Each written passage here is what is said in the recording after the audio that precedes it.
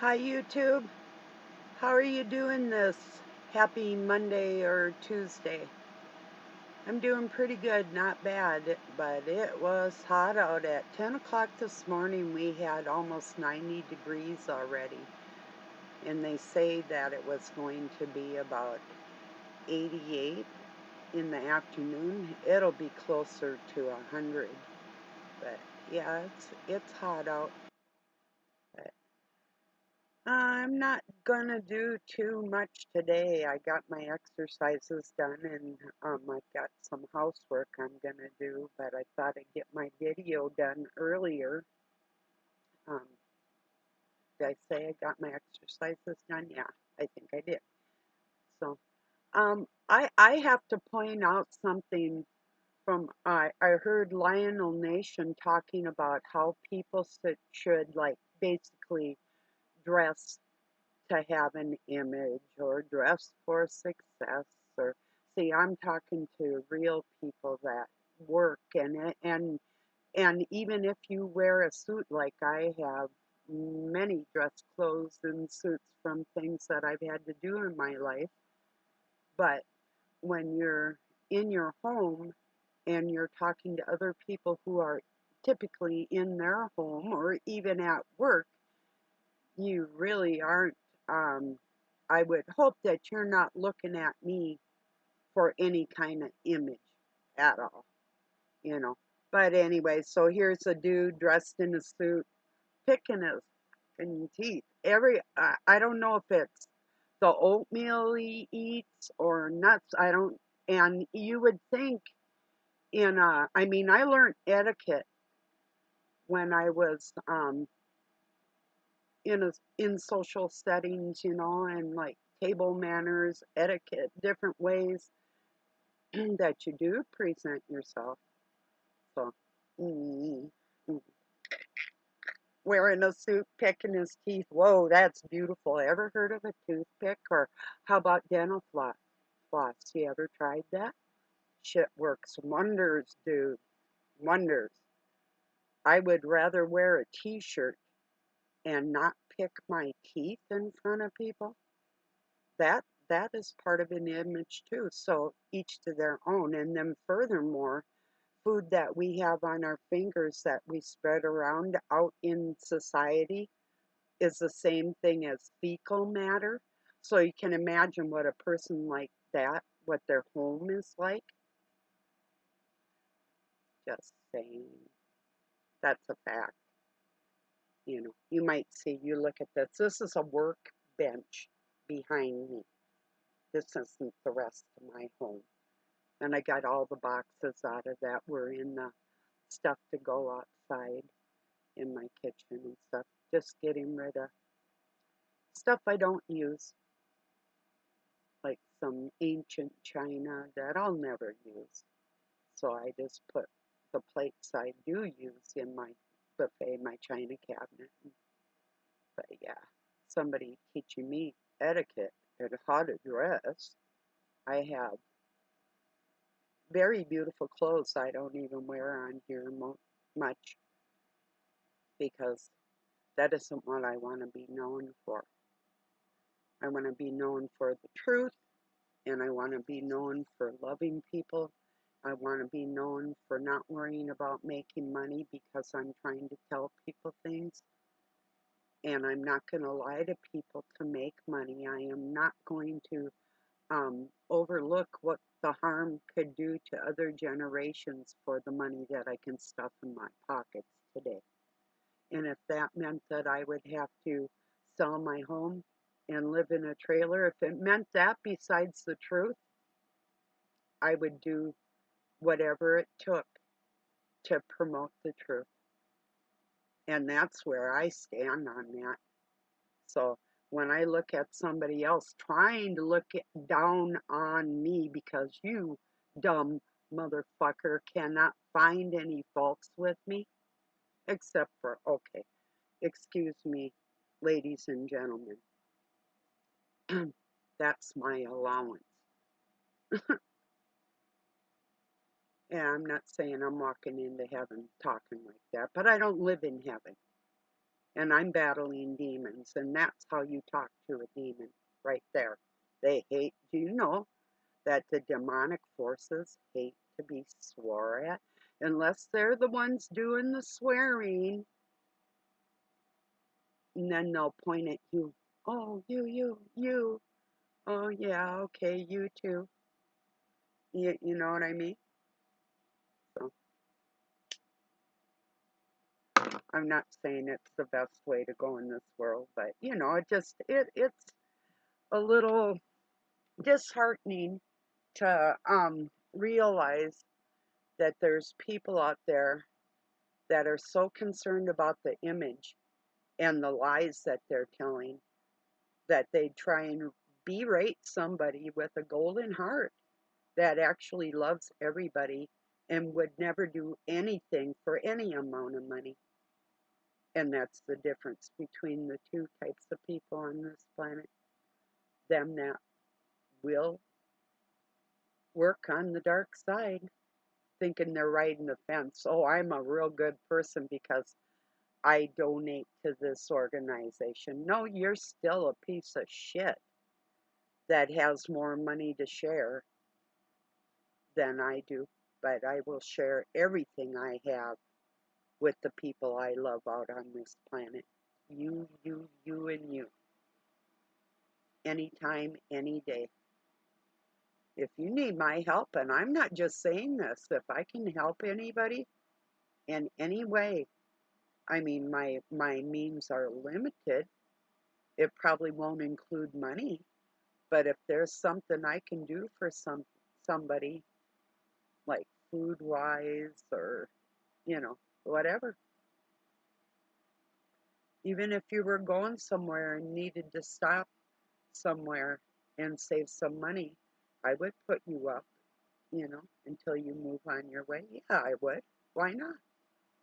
As long as you're a respectable human being.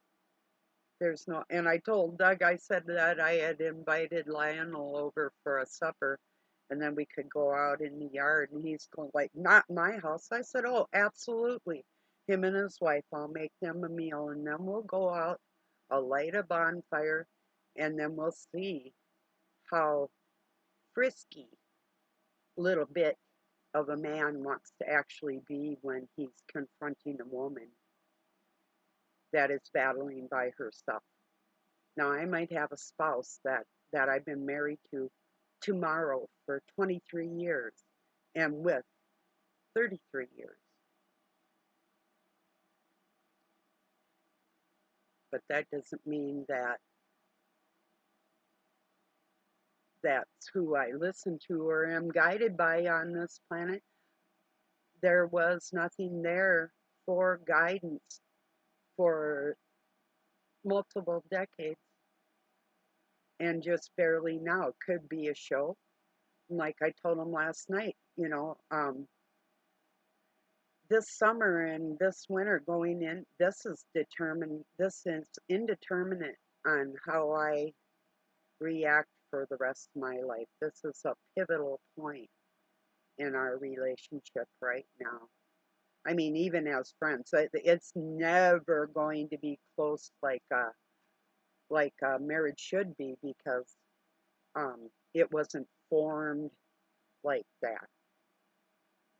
Uh, but for the companionship and the truth within that friendship that is yet to be determined. You know, it's like, I guess actions speak louder than words. Well, maybe, maybe not. But it doesn't really matter because I've really never had anybody except for God in my life and the people that carry that Christ spirit. So people can talk and say whatever they want to say, but that doesn't mean that it really means anything to me. You know, I noticed that Stephen Ben-Danoon from Israel News Live had put out a video about how rabbis, especially not all the Jewish community, but the rabbis, are connecting the reptilian bloodline as the good guys. No, no, they aren't. But I'm going to tell you something. There are entities on the say, like if you know the story of the 144,000, those type of warriors that are in men for Christ are highly capable of battling on that demonic wavelength with that energy given by God. And that is not who they are. That is implemented in these times for other people, and it has nothing to do with the reptilian race. It has to do with the battle we are in. And there are worse monsters than the ones that are in control coming up here. They're just coming into their strength. They're just, and I'll watch it. It's like, yeah, you're getting it. You're almost there. You finally know the torture I've sat back and watched and dealt with, and even the hurt and the pain. And it's like, yeah, I'm still alone, but it's getting a little like I have a little more company in this whole thing. So, and people are starting to realize that that we aren't put here to be passive. Although that is our nature, that really isn't who we are on this planet right now. And I think you know what I mean. And that doesn't take away from any good. That adds to what will be in the future for people.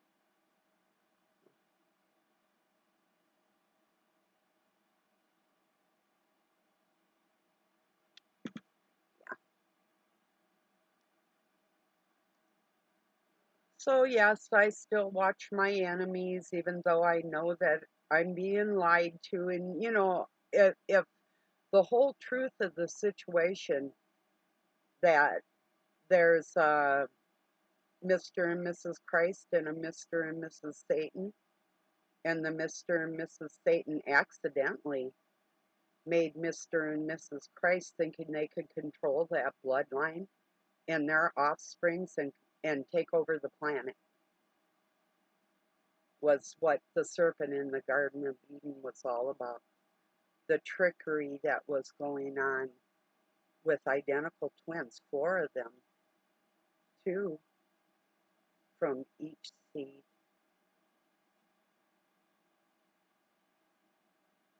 Yeah. And that's where the seraphim come in. The two candlesticks, the two witnesses, and the false, the fake Israelites, the ones that pretend that they are of a passive nature, but their selfish ways are destroying mankind as they sit back and laugh to themselves because of the control that they've always had over people up until these times, just because of that, and the lies that have been told to try and destroy the Christ spirit within people. You know,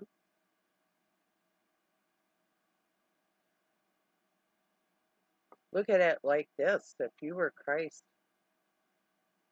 and somebody told lies about you for 2,000 years and tried to kill his children with those lies, what would you do? And how would that be remedied? How do we rectify all the lies that have been told? You know, the biggest advice I can have, if there's any doubt or give you, if there's any, and I do myself, is to fast and pray and talk to the Spirit of God within myself if I'm in doubt of anything. Even if I'm going to say something, should I say it? How should I say it? Is not always in a passive manner.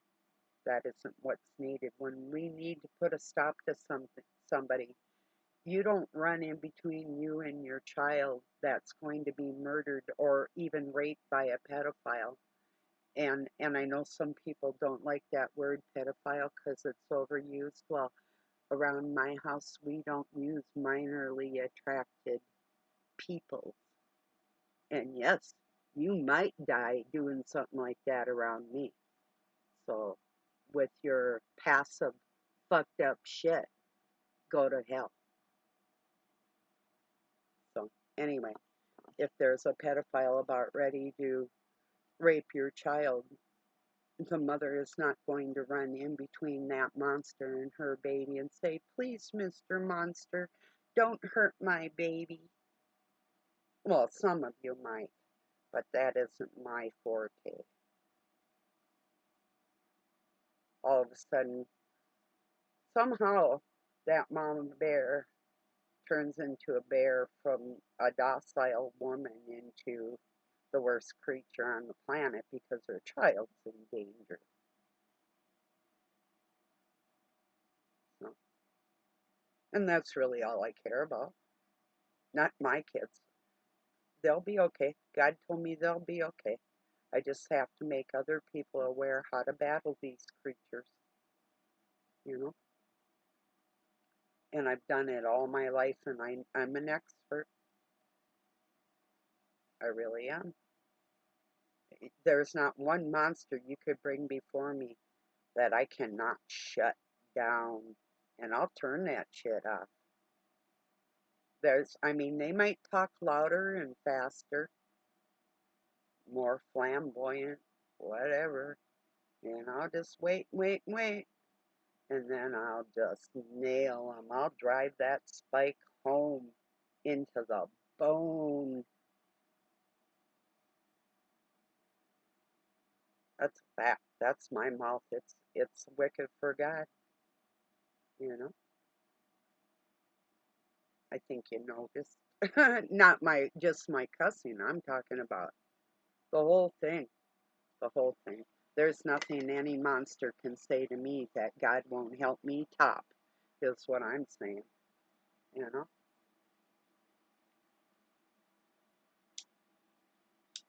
Mm.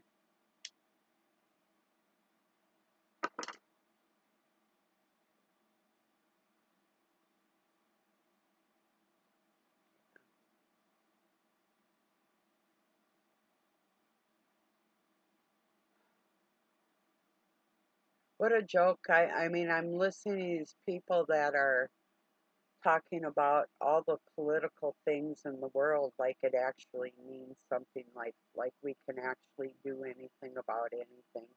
All we can do is actually battle any evil that we confront within our own personal lives. There's nothing nobody's going to do.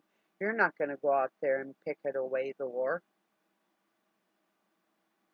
They make too much money off it, you know. Not that I've seen anybody trying that. In fact, people don't even talk about it, come to think of it. It's like it doesn't really even exist. That's probably closer to the truth, too. God forbid anybody actually is. And yes, some of the Ukrainian peoples have been displaced and harmed. Yes, this I know from their own government. Putin doesn't want to hurt any of those people. He's fighting soldiers, not the people of the land. These soldiers are paid goons with the money that we're sending over there. So they're all weirdos, whatever, you know. Do you hear that Gavin Newsom, Nancy Pelosi's beautiful little ugly nephew, sorry. I heard somebody say that he is pretty good looking. I'm like, what world do you come from? Woo, dude, you know. Eh. Anyway, I like a man to look like a man, not something that could put on a dress and pretend, even though they're really butt ugly. Take your makeup off. Let me see what you look like. I know a couple of women that need to take their makeup off and let's see the raw. Let's see you in the raw, baby. Let's see how good you look today. Mm, guess the right clothes do make the man, don't they? Running for president, do you think that Newsom would even have a chance? Maybe to destroy the rest of the United States like he did California. Oh, that's disgusting. The land where a child can tell their parents that a little boy can say, I'm a girl today. And if the parents say, no, you're not, the state can come in and take the child out of the home and charge the parents with abuse.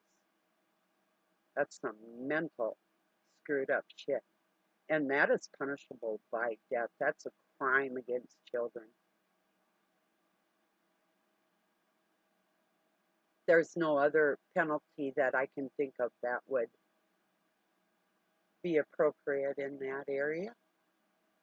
Oh, by the way, did you know that over 90% of the sex workers on this planet have been abused in their life?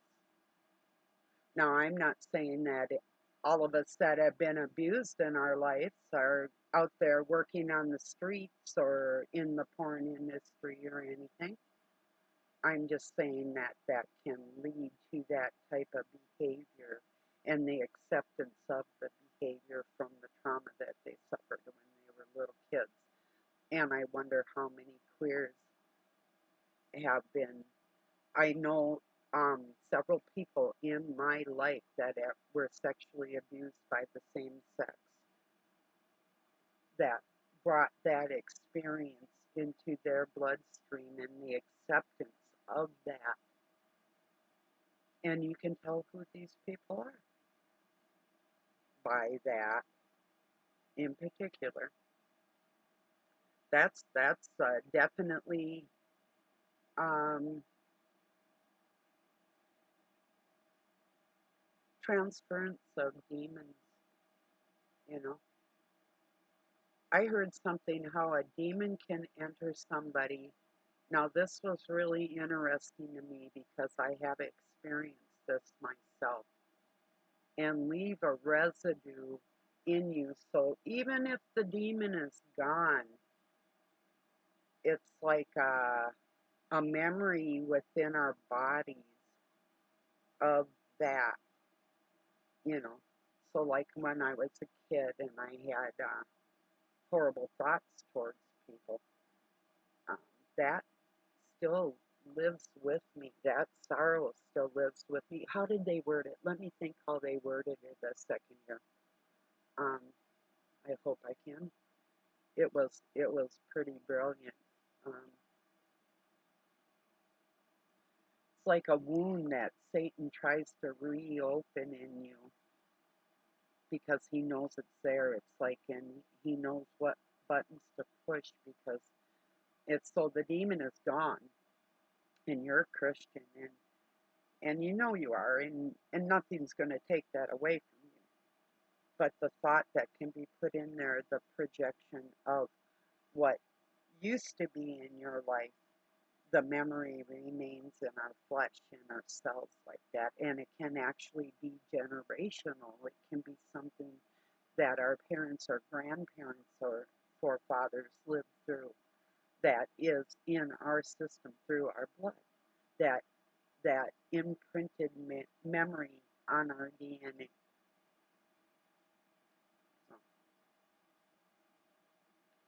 yeah.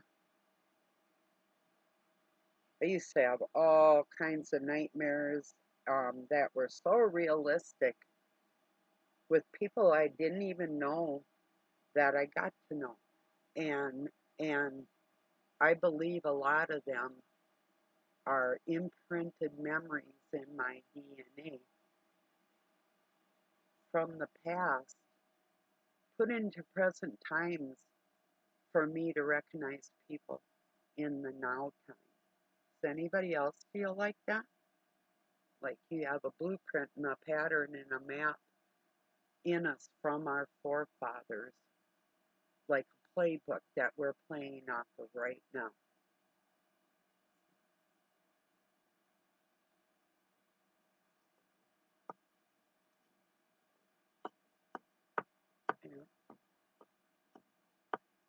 So a lot of people don't know that Eve was Satan's, and he's still out there trying to lure women away from their husbands, and she's still out there trying to lure men away from their wives, and they're loving every second of what they're doing.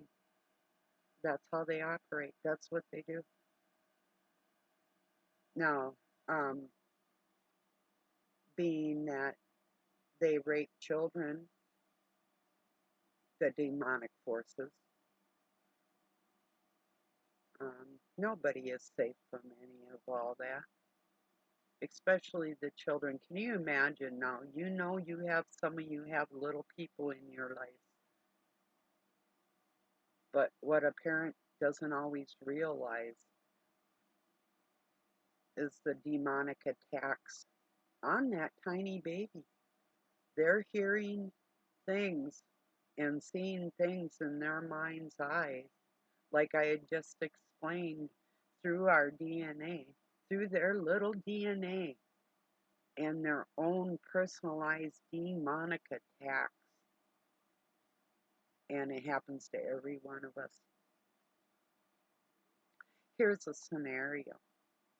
I'm not saying this is true, it's just a scenario.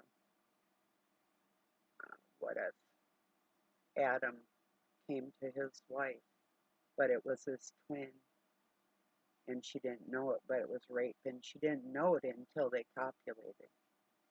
And what if um, Adam was seduced by somebody that looked like his wife,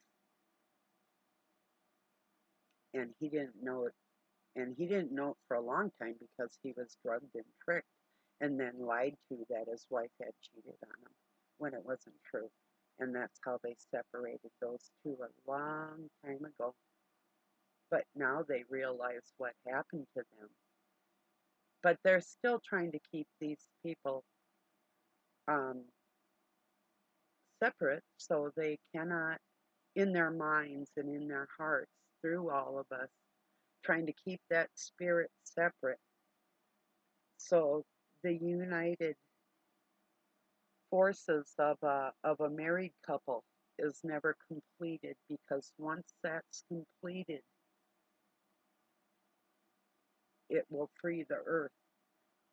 When the heart and the mind of the first couple come back together without any interference of the satanic force, when they can overcome that, when you and your wife can overcome that, of course you're going to be a target.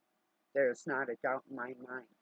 If you have love in your heart and peace and grace and honesty in a relationship, that's the last thing they want, is two becoming one like that, because that's what they did to separate the first ones. It was based on lies and trickery and cloning, incest, and the perpetuation of the demonic spirit on this planet. You know? So anyway, we got rabbis out there teaching the Jewish community that the reptilians are the good guys, and the Catholic Church does this also. You know.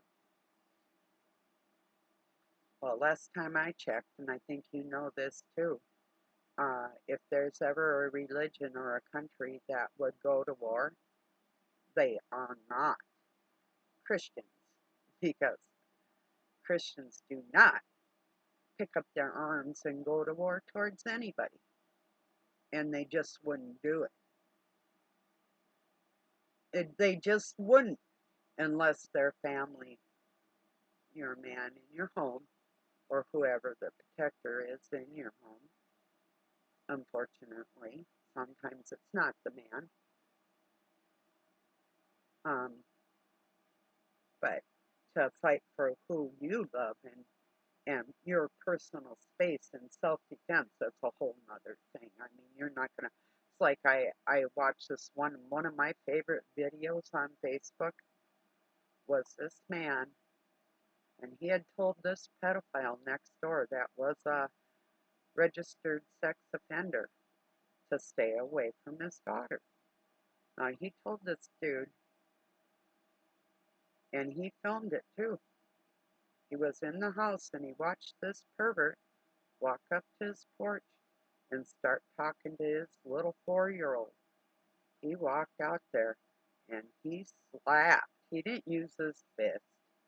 He slapped the shit out of that dude. I'm loving it. And he slapped him down to the ground. And then he picked him up by his shirt and he shoved him off his property.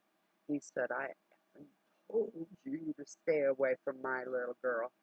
You know, well, what sweet justice. And what a proud little girl, but also scared that little baby must have been, you know. But that's my favorite video on Facebook.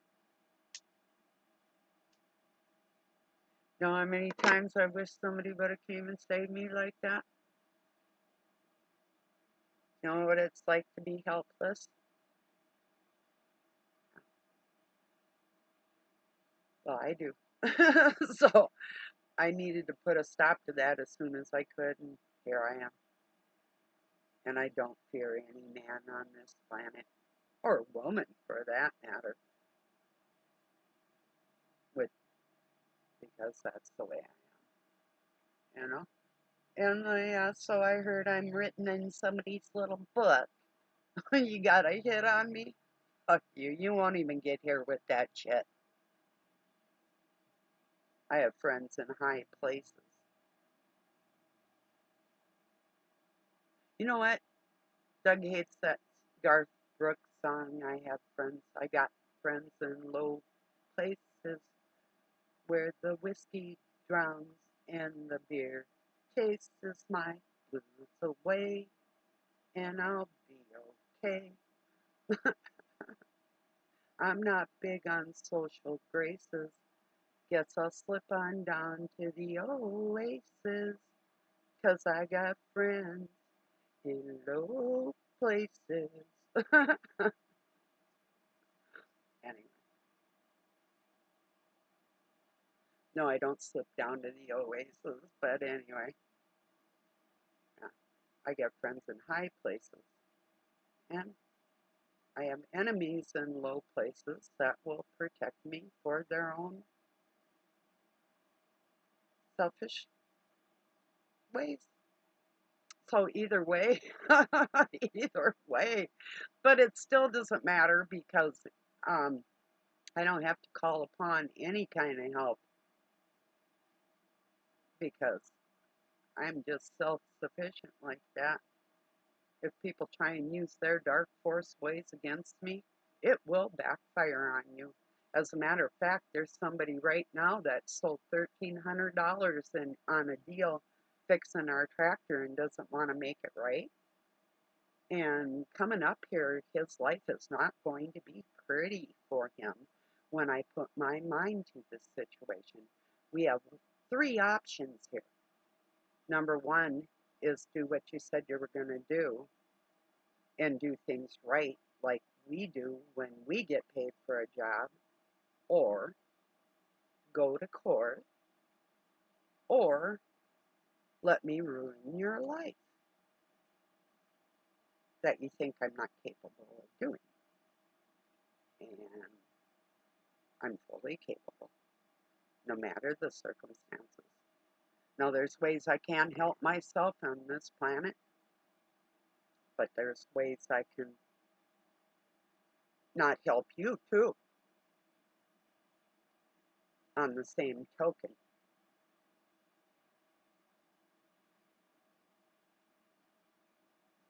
And I will.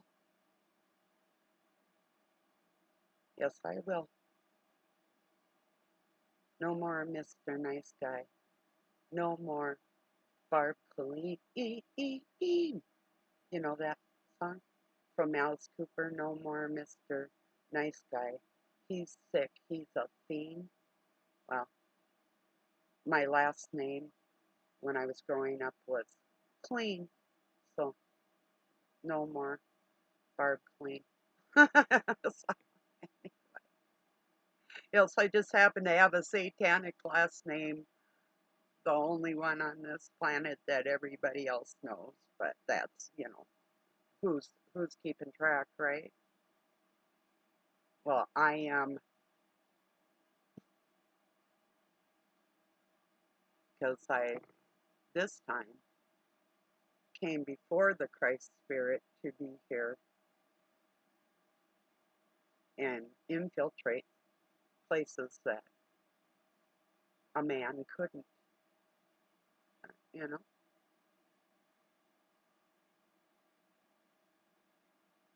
Yeah, and it's not fun. I'm not having fun. But if I have to make fun out of a sad situation, then I will. If that's how I get my kicks, I guess that's the only way I can. That's what I'm going to do. So, what I am saying is if you burn me, you're going to find out what fire is. And I don't care who you are, except if you're a child. You always have that chance.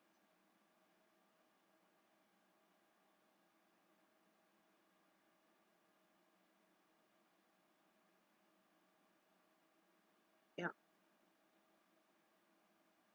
Even if I don't like you, and there's been children I do not like or haven't liked, but whatever. I'm not going to tell them that. I'm not going to look at them weird. I won't even treat them weird, and I will block my thoughts in my mind and the expressions on my face. But if there's a demonic bloodline involved in the whole thing, they know who I am and I know who they are. I'll treat them respectfully until they grow up.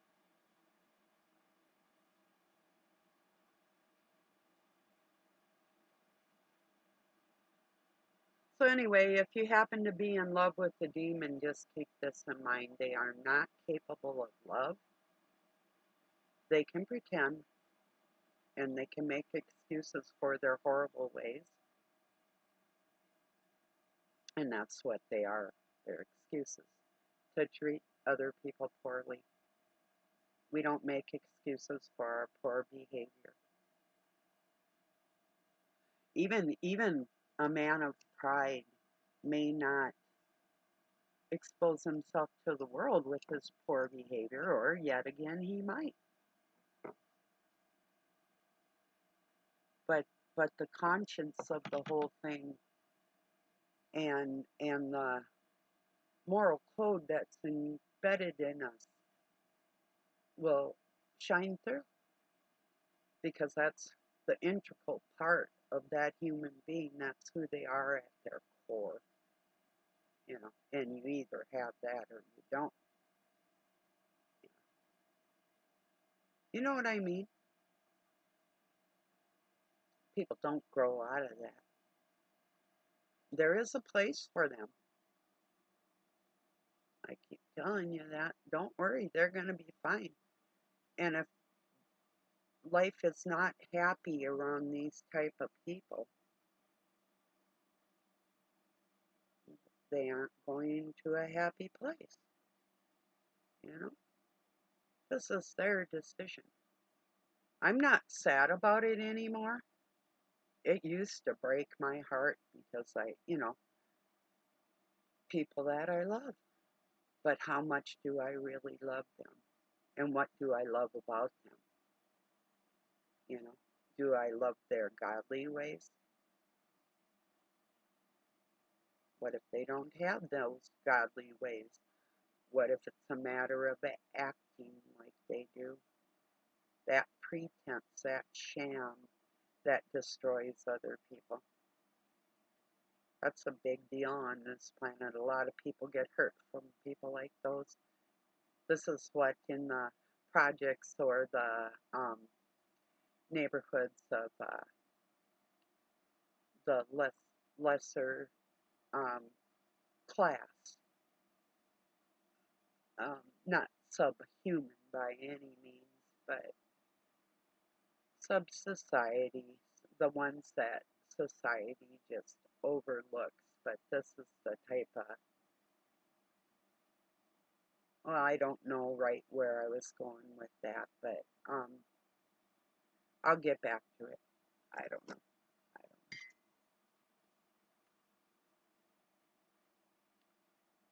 know. It's let me think. I knew I was going somewhere with that. I'll get my thought back.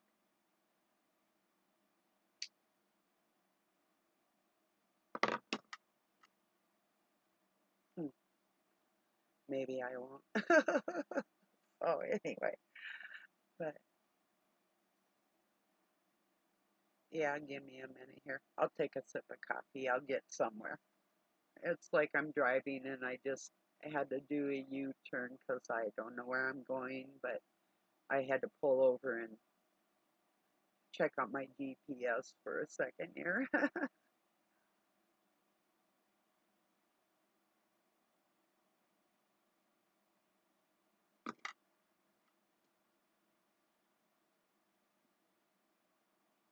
I don't know. I really don't know. I guess I lost my thought, but maybe I will.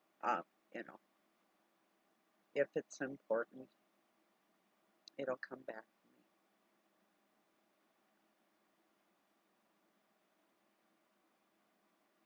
Something about in the neighborhoods that the where people aren't so well to do. Oh, that's exactly where I got it. Yay! They're called players, like in the black community. Player, whatever, you know. But there's more players in suits out there doing a whole lot more damage to thousands of people at a time than there is that one player playing his game, running his game on some woman or something, like having a child with a woman and making her work or whatever because he knows she has to take care of her child and she wants to make a family with him. And so he's got her stuck between a rock and a hard place because of that. And he knows it. There's a lot of those types out there. Women do it too. I've seen women get pregnant just to keep a man. So that is not a good thing. Ever, ever. No.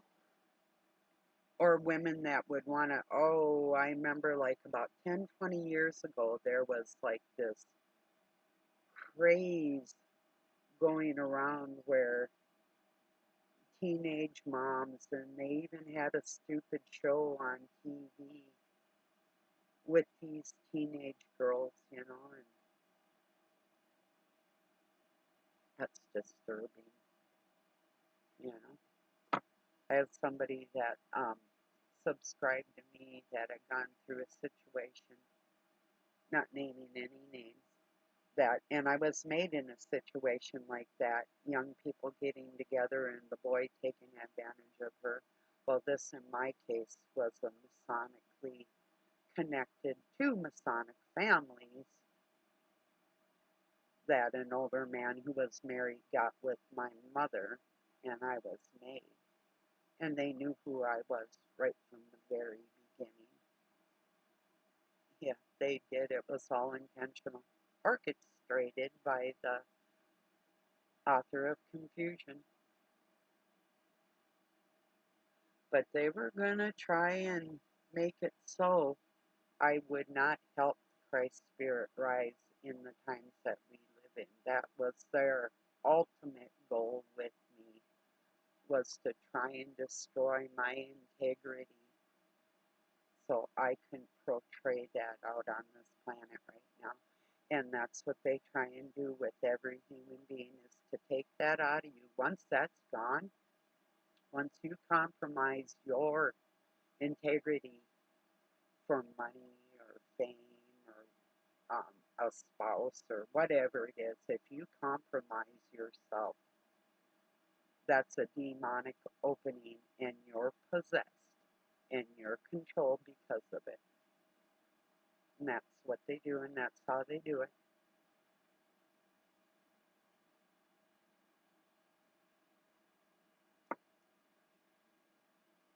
Spirituality, people don't realize how important it is to teach not just the Word of God, but the spiritual war. Little people need to know how to combat that.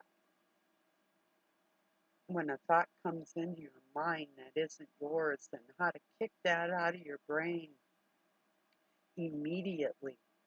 Little kids should be taught how to throw that thought that is not theirs, and you know it's not yours if it's vile in any way.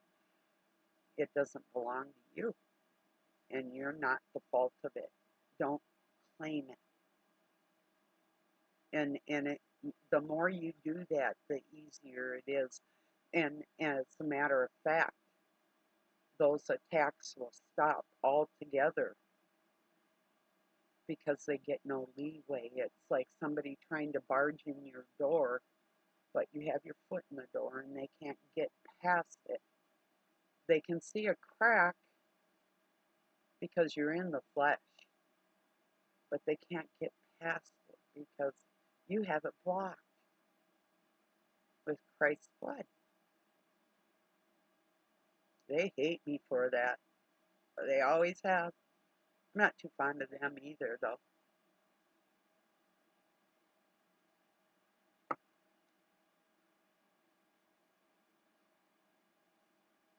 Yeah. So anyway, back to the sex workers. Yes, a lot of them have been abused and traumatized. Then too, you have to realize, unless they're all drugged out, and then that's another level of something that needs to be worked through. But I wonder how many counselors out there, even consoling uh, people that have worked out on the street, are actually going to teach them how to combat demons that have taken possession of their souls, or are trying to, you know. And that's the big thing. I'm not just talking about going to church, because you can sit there and you can listen to a sermon, and it might be the most wonderful thing in the world that you had heard for a very long time. But how deep is this person going in teaching you protection against what's going on, and bending to the will of the satanic force, the sadism, the narcissism that's going on in this planet, will never open the door to Christ. Never. You just closed another layer of that door with that, you know?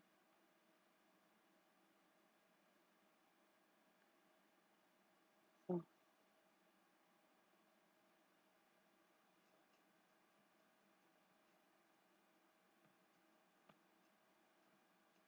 so did any of you try my balancing trick? It's not as easy as it looks, is it? You know?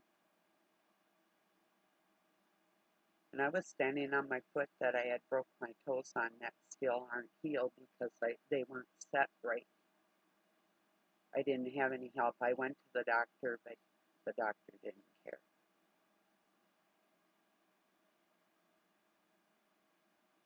Like usual. I almost died in surgery twice, 3 times, because of faulty care. And that was intentional, and the grace of God pulled me through. And I've told you about the different times that I've been saved, and the list was so long. I could go on, and these things seem trivial, like, or maybe not trivial to you, but like, oh yes, this happens in everybody's lives, and not to that amount, not the amount I've been attacked, not to that extreme. Here's one.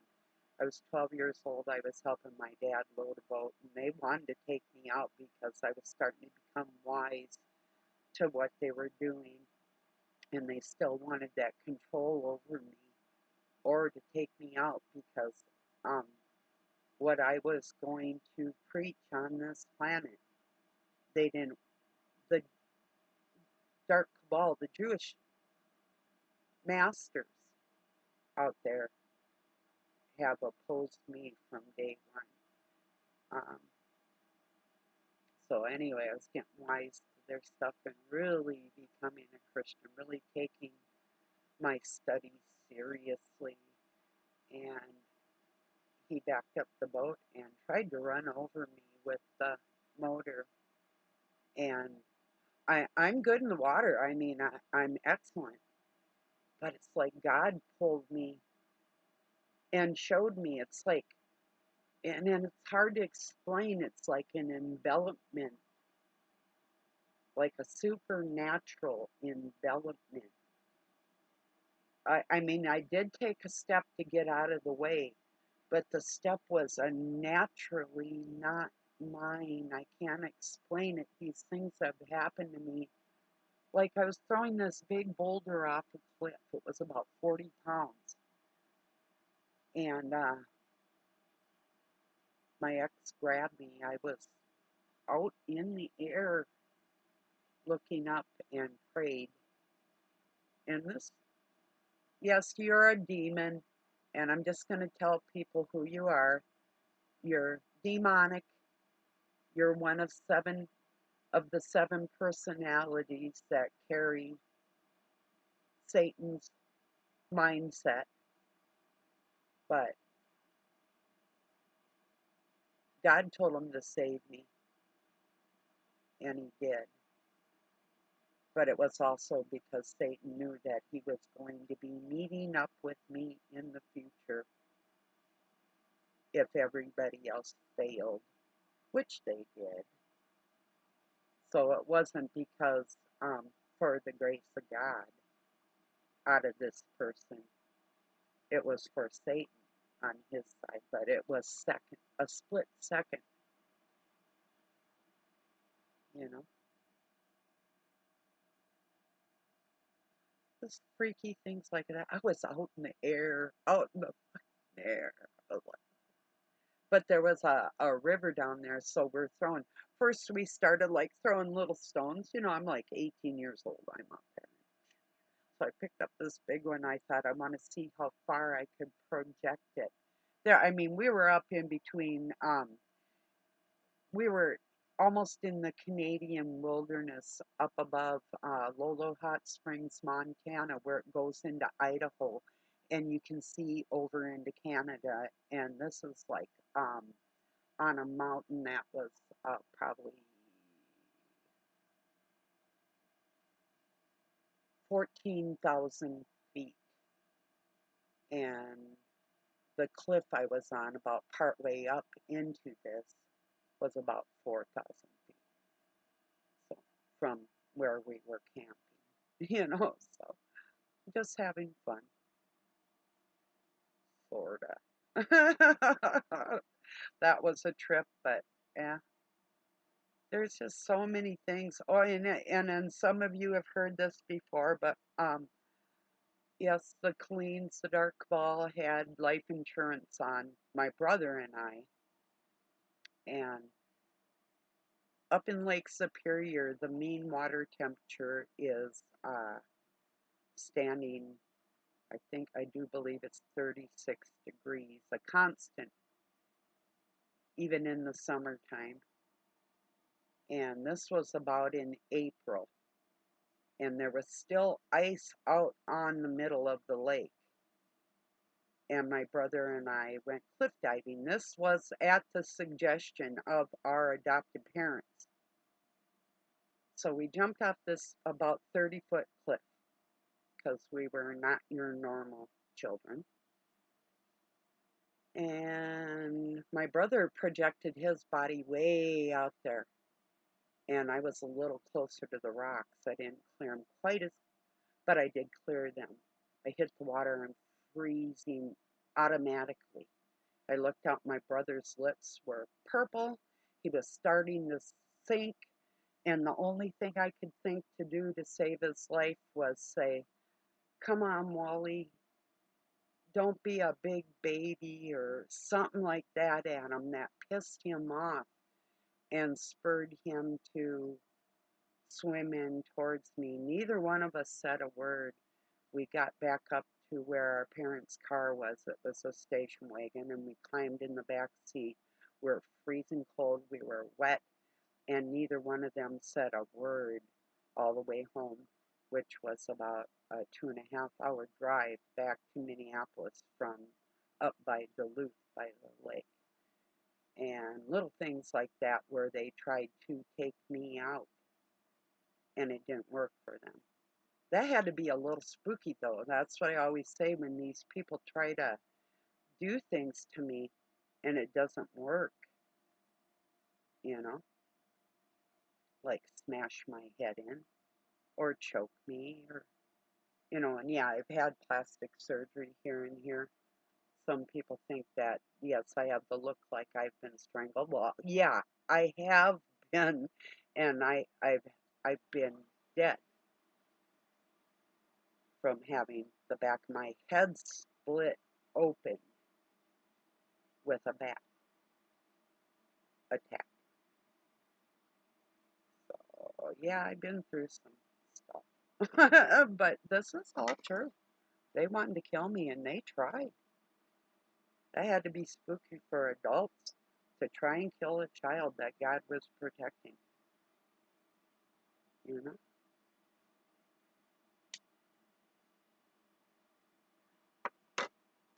It broke my heart. All the way home, I couldn't think why in the world would they had to know that water was so cold, I kept telling myself. Of course they knew.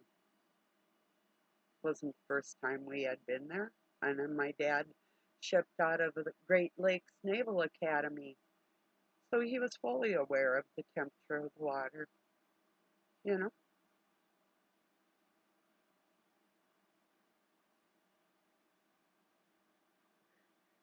Okay, just a second.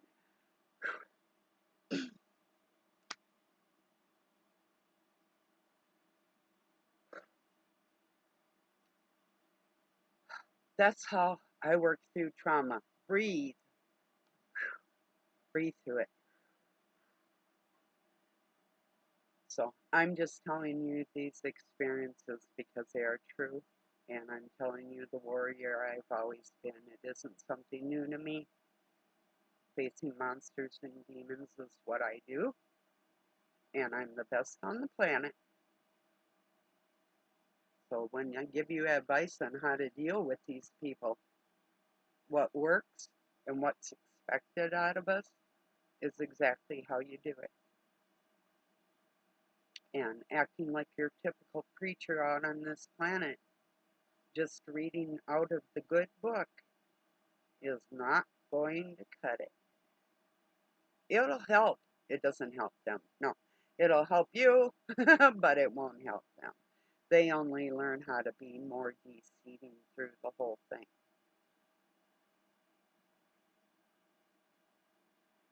Just like in the Torah, there's a lot of good words. There's some that are very deceiving and dangerous because it isn't the first language that the scriptures were written in, and they were twisted. See, and you can tell when something doesn't quite sit right with your heart. There's many explanations to why it should sit right with you, but the book of God, the word of God, is written on our hearts. And so when you fast and pray, and that's what my point was earlier, um, that's how we can decipher the difference. Or a lot of people like to use the word, um,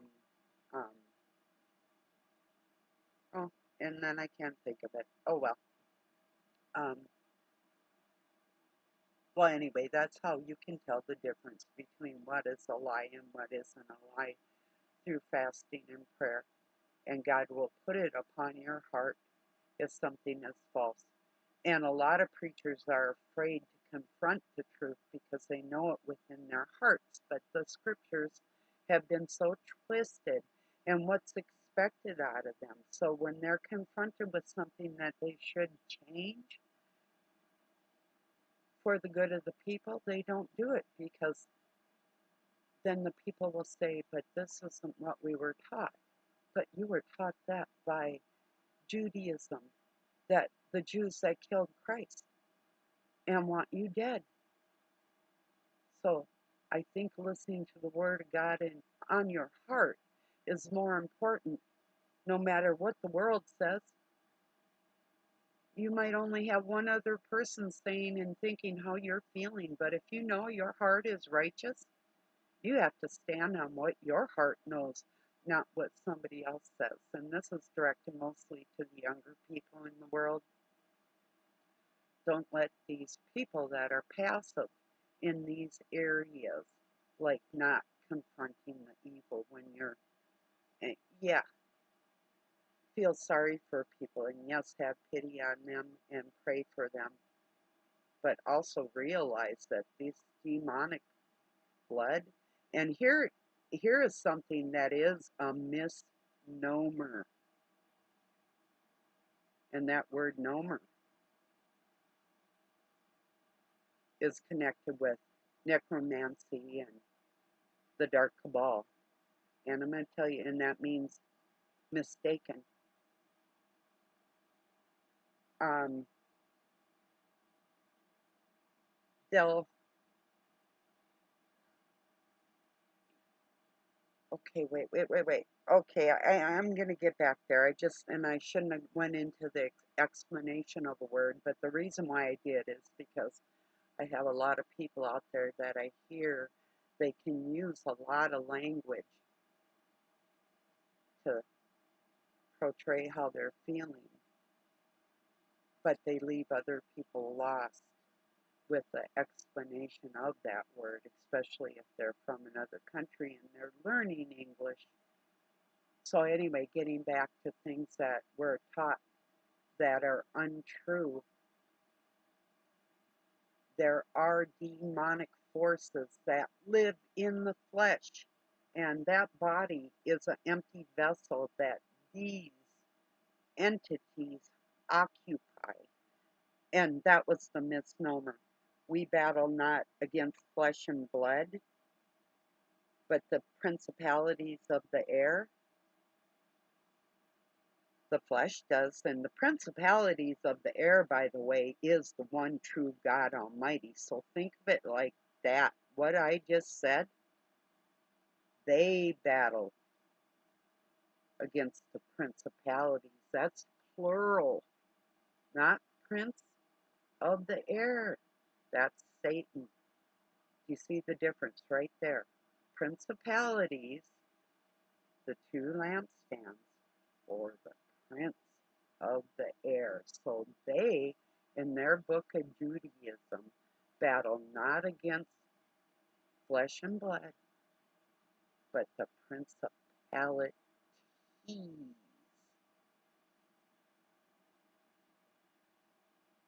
So yes, there are ones in flesh and blood that we battle, and they occupy those vessels.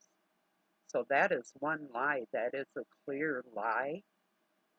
And just hear the language. I just proved it through the language. It's called the Prince of the Air, or the Prince of Peace, and the principalities. They battle against the principalities of the air. Why in the world would you want to do that? No, you're battling demons that are in the flesh. Don't let that flesh fool you. It's just a bodysuit, just like the rest of us.